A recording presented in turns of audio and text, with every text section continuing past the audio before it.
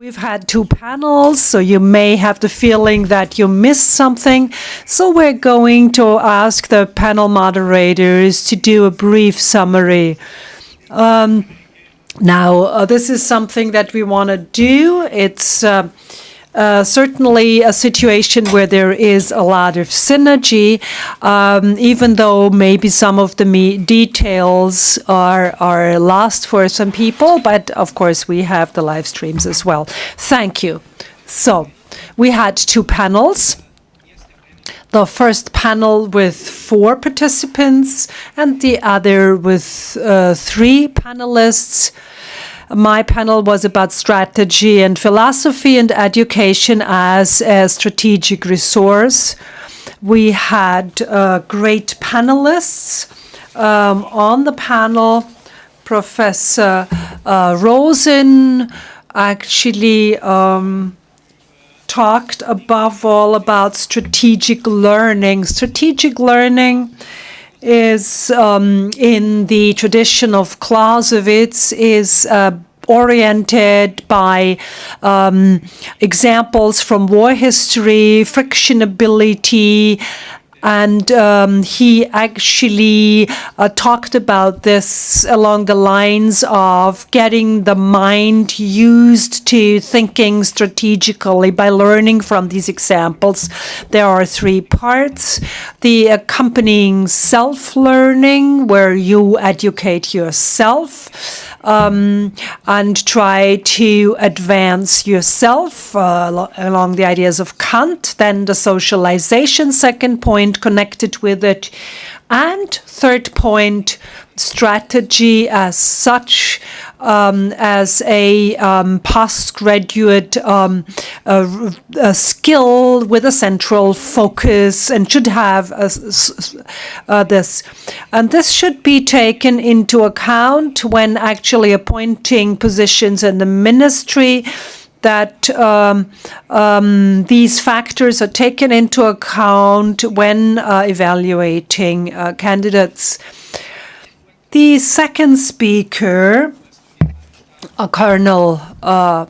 Uwe Hartmann, he actually focused on hybridity and resilience in his contribution, and he said that these 2 terms are closely connected with complexity, and everything is connected, and this is why things are so complex, and we cannot control these connections.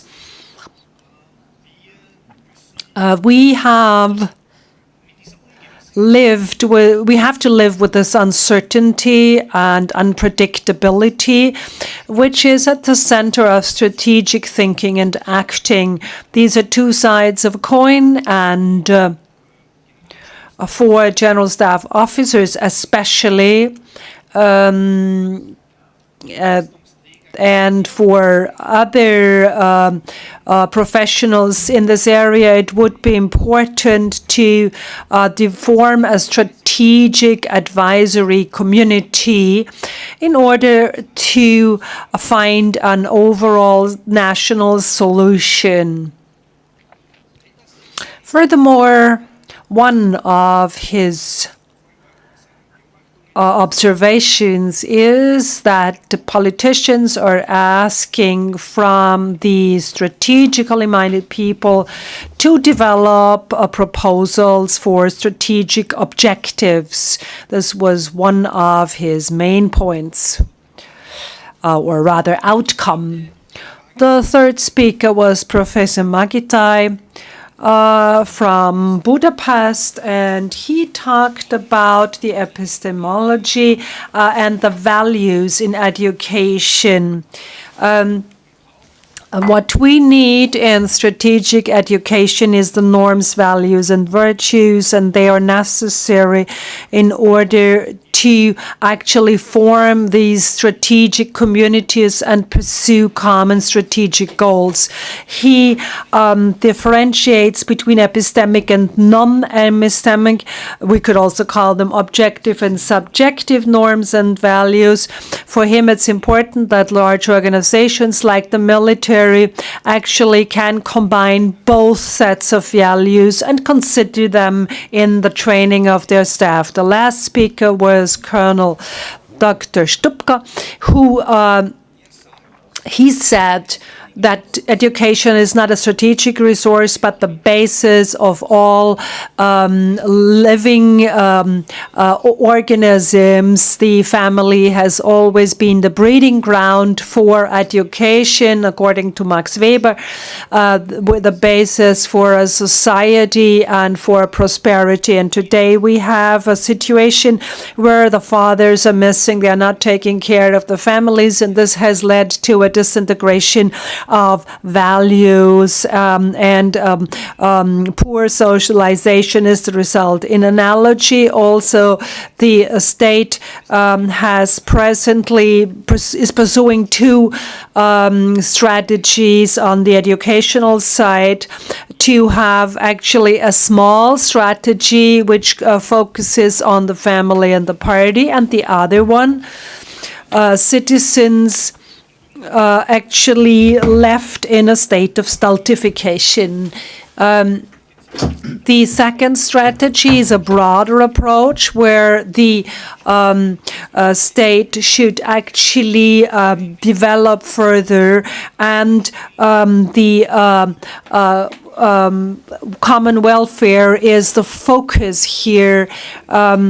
This strategy has been followed in different disguises. He mentioned Empress Maria Theresa, for example.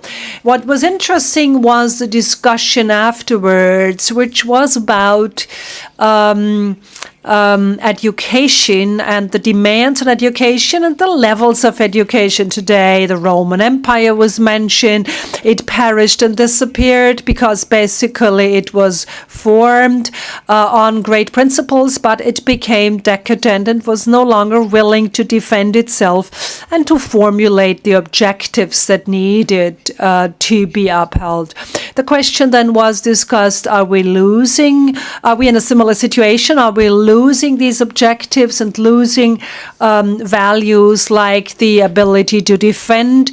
Are we also in a period of stultification that is progressing and affecting the ability to defend? So much for the panelists of the first panel on strategy and philosophy. And Wolfgang, now I'd like to ask you to report on the other panel. Thank you, Paul. I had the great honor to moderate a very interesting panel, Strategy and History, Analysis of Strategic Thinkers. We had three speakers. Professor Stoker, who presented a very interesting lecture on the term of hybrid warfare.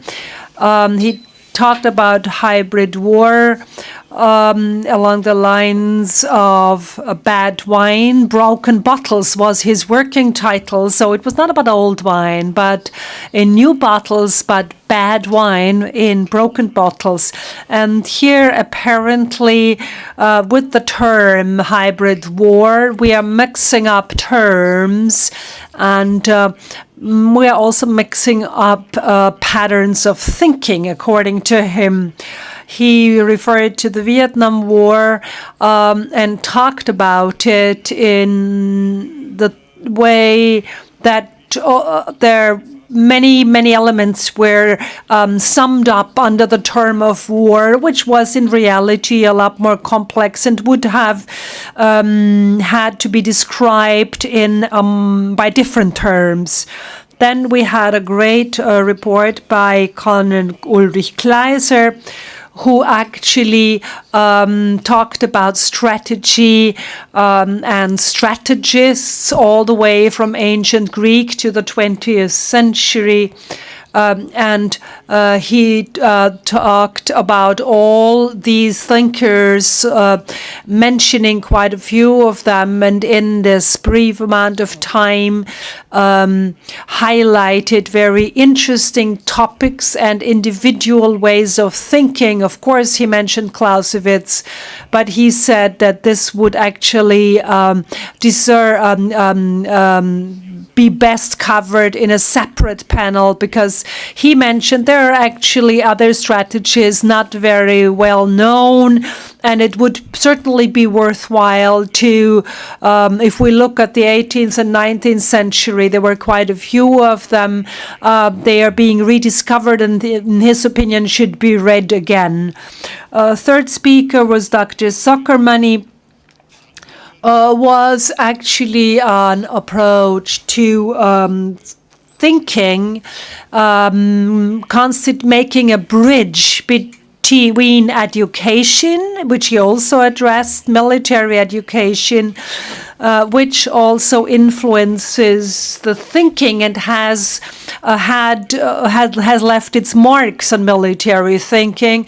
And he showed us had a great illustration where there were different types of soldiers. Montgomery, for example, just to mention one, Boko Chavez in Venezuela, who then became a political leader as well, and has certain characteristic features, appeared in uniform all of a sudden in public.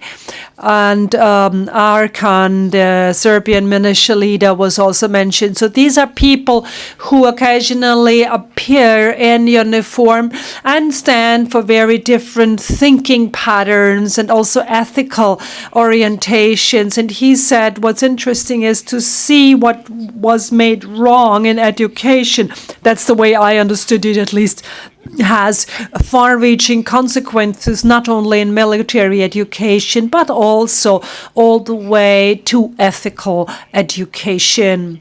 For me, what remains as a summary is that in the strategy history, we have about 2,500 years of continuities, and it's always been important to pay attention to the principles ranging from tactics all the way to the strategical level, and the political level, where leaders have to ask themselves the question, what do I want, what do I have, and where do I want to go? These are the basic questions, and all wrong assessments here may lead to difficulties and gigantic disasters. What needs to be paid attention to in the area of strategy, but also in the civil field, is the consideration of force, power, and space, and especially in the military field, of course, and also in selected civilian fields, it's paying attention to leadership principles. If bad mistakes are made, this has effects both on the military side and on the civilian field, then this may lead to very serious consequences, because the illusion of a short war, if we stay in the 20th century alone, 1914, actually was a year that showed Europe a very different course of history indeed. And this has reverberations all the way into the present day area, something that we have seen in the Middle East and are seeing there now. And if we're looking at some terms like Arab Spring, actually has turned into a late winter. So this is my summary of this panel, which of course touched on many other questions as well that one could discuss in detail. But we only had about 45 minutes to do this, and yes, we could have a lot more panels that would fill a whole week easily on special topics. Thank you very much.